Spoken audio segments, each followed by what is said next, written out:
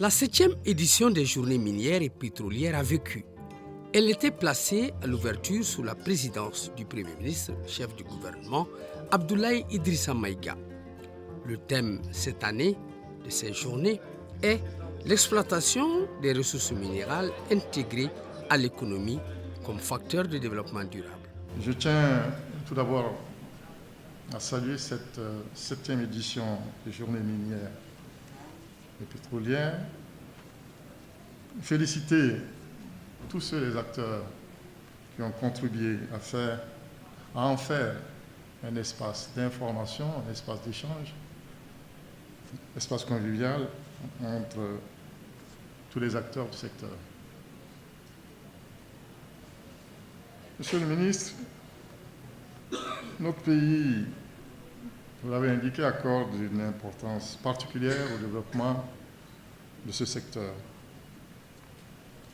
Et notre attente, celle du gouvernement, celle des citoyens et des populations maliennes, cette attente-là, vis-à-vis de ce secteur, reste grande. Grande pour reprendre les termes de votre partenaire qui était là au pupitre, grande pour pouvoir jouir enfin des projets miniers, partager les dividendes de ce secteur. Cela urge, car malheureusement, le secteur ne semble toujours pas répondre de façon satisfaisante aux aspirations légitimes des Maliens. Quand on a l'or, on est riche. Et vous l'avez dit, ça ne brille pas pour tout le monde. Faisons en sorte que ça puisse briller pour tout le monde. Le fait que l'adage soit différent du mirage, et c'est connu qu'il y a de l'or, mais faisons que le gaz aussi suive et que le pétrole soit réel. Mon département a conçu et fait adopter il y a quelques années une stratégie de diversification des substances minérales exploitées dans notre pays pour éviter les risques liés à la monoculture de l'or, tant déplorée et dénoncée par tous les acteurs, et fournir à notre économie l'opportunité de bénéficier des revenus supplémentaires provenant de l'exploitation de substances autres que l'or. Malgré sa contribution annuelle au trésor public, 260 milliards de francs CFA, avec 12 000 emplois créés, nos compatriotes trouvent que l'or du Mali ne brille pas pour les Maliens. Cette perception est tout à fait légitime au regard des immenses richesses contenues dans notre sous-sol et de la réputation acquise par notre pays à cause de sa richesse en or. Ces assises sur les mines et le pétrole ont été l'occasion de rappeler les priorités gouvernementales dans ce secteur, à savoir organiser et encadrer l'artisanat minier, explorer les goulots d'étranglement et proposer des solutions pour l'exploitation des autres ressources de notre sous-sol. À cet égard, le salon du partenariat à ces journées est la plaque tournante, un passage obligé. Ce salon il est très important. Ça permet de mettre en lien, contact direct, les nationaux détenteurs de projets miniers et les investisseurs qui viennent lors de ces journées minières-là. On a amené cette année 4 projets miniers. Parmi ces 4 projets miniers, il y a un promoteur de projets miniers qui a déjà eu un succès, qui a rencontré une société qui est intéressée par son projet-là. Les autres qui sont là également ont fait des rencontres fructueuses et échangé des contacts qui vont poursuivre en fait leurs activités. On promet de faire un suivi sur 1 mois pour voir vraiment si le salon a porté ses fruits.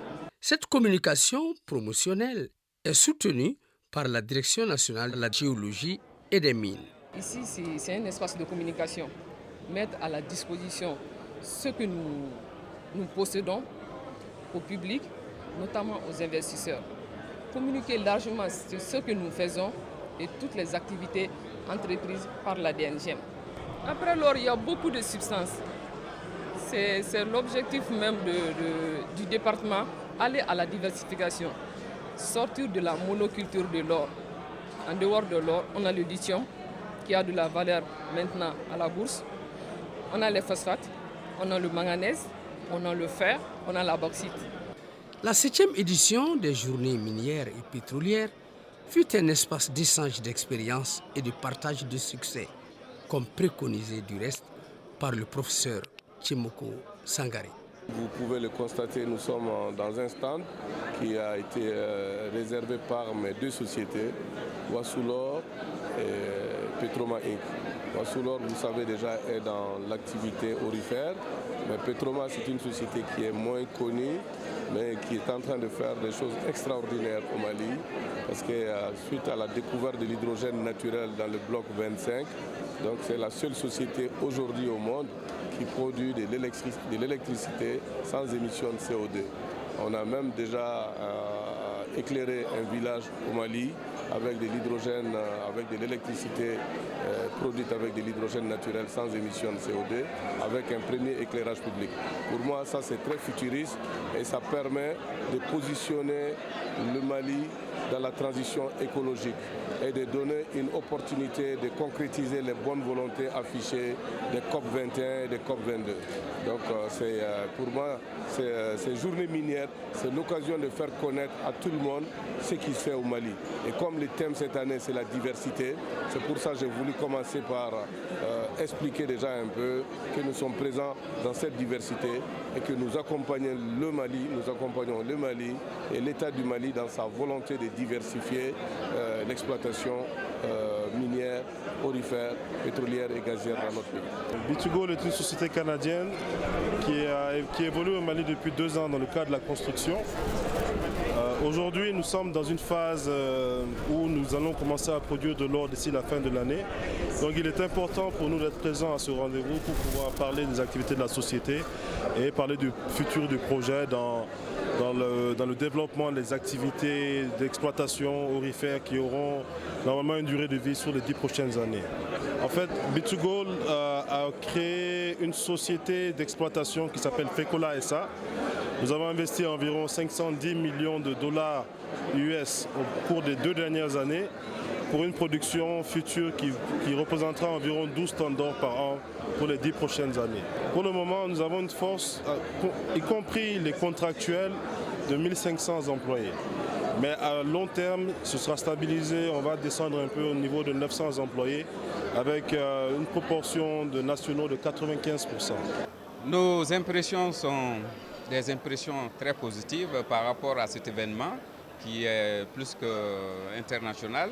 Et nous avons été parmi les sponsors or, puisque pour nous c'est vraiment une occasion très importante pour les acteurs dans le domaine de pouvoir se rencontrer, d'échanger et de sortir avec des recommandations pour pouvoir booster encore une fois de plus le secteur minier au Mali.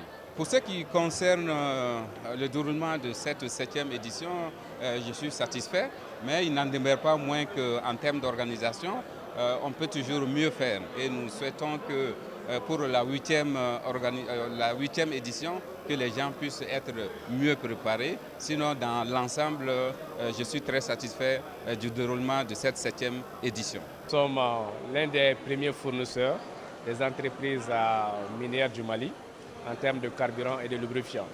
Donc pour nous, c'est une opportunité déjà de venir présenter nos offres à ses partenaires, à ses clients très spécifiques du Mali. Et c'est également une occasion de présenter tout ce qui est nouvelles offres que nous avons, qui ne sont pas encore sur le marché, mais sur lesquelles nous travaillons énormément afin de les faciliter déjà en termes de réduction de coûts de production qu'ils ont. C'est une très grande opportunité parce que déjà, ces genres de rencontres n'existent pas tout au long de l'année. C'est juste une fois chaque 2 ans.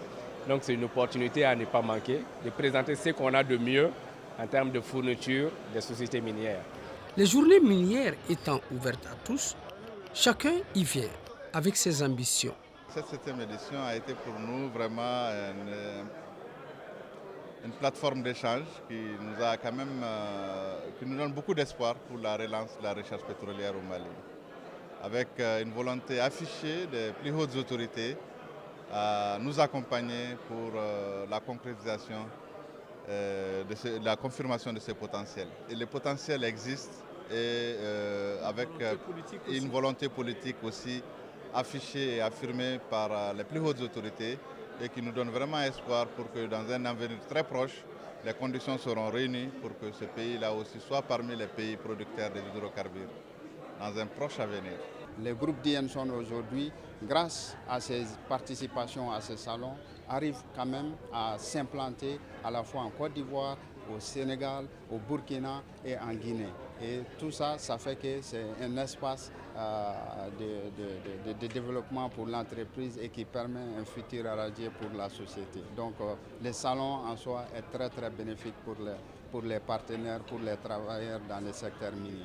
L'importance des journées minières est très grande pour nous, femmes minières, surtout la visibilité et la recherche de partenariat aussi pour les femmes du secteur minier. Je profite de votre micro pour saluer notre ministère de tutelle, mais ça reste beaucoup aussi. Donc les femmes veulent des matériels adéquats pour pouvoir bien travailler et puis surtout la formation. Surtout la formation, parce qu'avec la formation, il y a beaucoup de femmes qui sauront employer les produits, surtout les produits qui sont sur les sites miniers. Pour trouver des solutions à l'exploitation d'une ressource minière, des experts ont revisité certains sous-thèmes. Je suis là en tant qu'ancien ministre donc, des Mines et j'ai eu une intervention, j'ai modéré un panel et mon intervention a surtout porté sur un partage d'expérience. Depuis maintenant 1 an, je suis consultant Banque mondiale en Guinée, Conakry, comme facilitateur principal dans la mise en œuvre d'un processus qui s'appelle Initiative pour un développement minier responsable. C'est un concept qui a été conçu par le Forum économique mondial, qui a été mis en œuvre dans pas mal de pays d'Amérique latine, mais pas encore en Afrique. Donc la Guinée est le premier pays qui est en train de mettre en œuvre ce processus. Et c'est comment améliorer le dialogue, la compréhension commune et le dialogue entre toutes les parties prenantes de l'activité minière. C'est-à-dire l'État, la compagnie minière qui vient faire l'activité, les communautés, donc des localités où se fait l'activité minière, les autorités administratives locales, les préfets, les maires, les ONG, donc qui s'occupent des questions de gouvernance, de retombées de l'activité. Toutes les parties prenantes sont intéressées à ce processus. L'objectif, c'est comment d'abord faire comprendre c'est quoi l'activité minière, quels sont les enjeux, quels sont les défis. Tout le monde va avoir la même compréhension. Ensuite, dans un second temps, maintenant, ayant eu la bonne même compréhension, sachant où est-ce qu'il y a des risques, où est-ce qu'il y a des pesanteurs, où est-ce qu'il y a des valeurs qui se créent, tu peux aspirer à avoir ta part de valeur parce que tu sais ce qui s'est passé. Et donc, tu as des bonnes attentes, des attentes qui sont légitimes et tu exiges à recevoir ce qui te revient dans ce cadre. Le sujet qui est exposé était en rapport avec la nouvelle politique. En fait, parler de la nouvelle politique, ça paraît un peu bizarre. Le Mali a déjà un cadre de politique minière depuis 1998. Mais en 2009, les chefs d'État et de gouvernement d'Afrique, alors qui ont pris conscience qu'il y a une situation anachronique en Afrique. Quand tu regardes l'Afrique, c'est un continent très riche. Et vous avez toutes les substances minérales, les plus précieuses, des plus précieuses aux moins précieuses en Afrique, qui sont recherchées partout. Mais malheureusement, on constate que les Africains vivent dans une situation de pauvreté. Donc ils ont dit, ça ne peut pas continuer. Alors donc pour promouvoir un développement commun, un développement intégré de l'ensemble des pays africains miniers, alors les gens se sont dit, on met une vision sur 50 ans. Après, on s'est dit, non, nous n'avons pas besoin d'avoir un document de politique sur 50 ans parce que ça s'appelait la vision 2050. Ils se sont dit, non, ne faisons pas comme ça, mettons une vision pour le très long terme. La vision repose sur un certain nombre de piliers. Il y a, entre autres, l'acquisition des données, il y a la formation des hommes, il y a les négociations des contrats. Parce qu'on a remarqué qu'il y avait une certaine faiblesse, un déséquilibre dans les négociations parce que ou bien les gens ne sont pas suffisamment formés. Alors pour aller à ces négociations-là, où on ne sait pas, parce que où les sociétés minières sont mieux armées que nous, alors pour faire les négociations. Donc il y a un appui aux négociations de contrats que la vision propose aux pays africains. Au niveau du département des mines, nous avons commencé une large réforme du secteur minier, de l'environnement minier en sorte.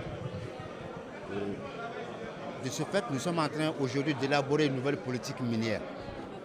Dans les orientations vraiment de cette nouvelle politique, nous avons tout d'abord mis l'accent sur le développement local, c'est-à-dire le développement des communautés, le développement du contenu local pour permettre vraiment à nos opérateurs nationaux de s'intéresser vraiment à l'activité minière en tant que fournisseurs, en tant que prestataires de services.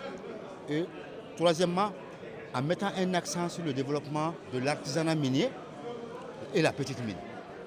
Donc, une nouvelle politique qui a ces différentes orientations.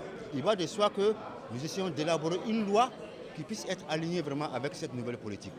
De ces différentes communications, il a été tiré, entre autres, des recommandations.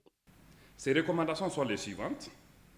C'est la transformation locale des produits miniers en vue de la création de la valeur ajoutée, création d'un pôle d'intérêt économique autour des mines, qu'on va appeler les communautés minières, mise en place des réseaux électriques EDM dans les zones d'exploitation minière, la création d'un fonds national souverain afin de financer les grands projets de recherche géologique et minière, mise en place des codes miniers et pétroliers consensuels entre l'État et les partenaires financiers, organisation de l'orpaillage en fonction du cadre législatif et réglementaire en tenant compte de l'évolution de ce secteur, interdiction de l'utilisation des métaux lourds tels que le mercure, cyanure, pour le traitement des minéraux dans les sites d'orpaillage, harmonisation de la politique minière du Mali avec la vision minière africaine, mise en place des mécanismes efficaces de règlement des différends à l'amiable sur les sites miniers, implication de toutes les parties prenantes dans le processus de respect des normes de l'ITIE, prise en compte déjà dans le financement des projets dans le secteur minier, mise en place des mesures incitatives pour la diversification des ressources minérales, accompagnement des opérateurs nationaux dans les projets de diversification des ressources minérales, accompagnement des opérateurs nationaux dans la recherche et l'exploitation des petites mines, élaboration et la mise en œuvre des plans de renforcement des capacités des ressources humaines.